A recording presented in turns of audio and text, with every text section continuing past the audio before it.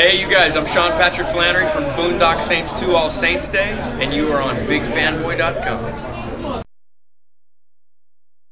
I'm Mark Walters. I'm standing here with Patrick Flanery, and he is one of the stars in the new movie Boondock Saints II All Saints Day, which is a badass film, by the way. If you're a Boondock Saints fan, you're going to love this film.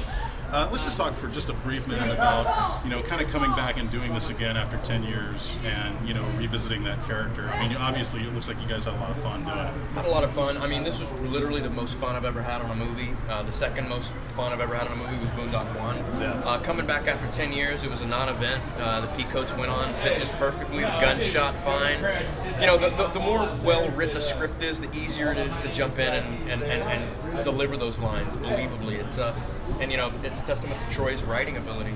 It was a gift to be able to do a sequel. I mean, we should be so lucky to do something that's financially viable to the extent that it mandates a sequel being made. Yeah. And I'm proud as hell of that. Did it seem like Troy just kind of jumped right back into it? Yeah, all this time? yeah. No Without a problems? beat. Yep, not at all. Now, everybody's been asking you guys all night long, how would you feel about doing like another Boondock movie? I do 10 of them. Would I you do really? 10 of them. Yep. Yeah. It's that great of a character. It's that great of a character. Yeah. I think you guys I love it. I think you guys have set it up really nicely for another one. It definitely lends itself to the potential for a 3. How do you feel that Hollywood is today in comparison to like 10 years ago? Do you think people are a little more open-minded towards films like this, or maybe a little more just open to the idea of allowing something like this? No, I mean, the only reason they're open to this one is because the first one made money. Right. That's it. Yeah. And you can do anything you want. You can urinate on studio heads for 24 hours in a row, and if you do a film that makes $100 million, they're going to give you money to make another one. Yeah. It's all a money thing.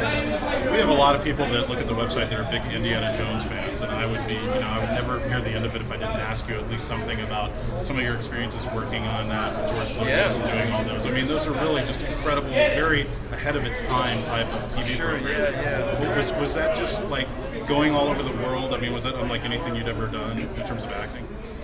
Well, yeah, I'd never done anything like that. I mean, it was my first real big gig. So, I mean, I got the job and I was on a plane to London. I had to get a passport to go to London. I mean, I've never done anything to that extent.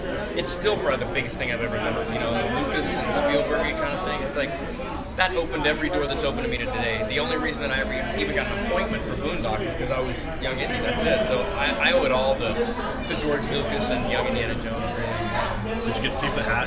I have 3 of the hats. Nice. I got a lot of stuff. And just out of curiosity, what did you think about the new Indiana Jones film? I dug it. I mean, nothing compares to Raiders in my opinion.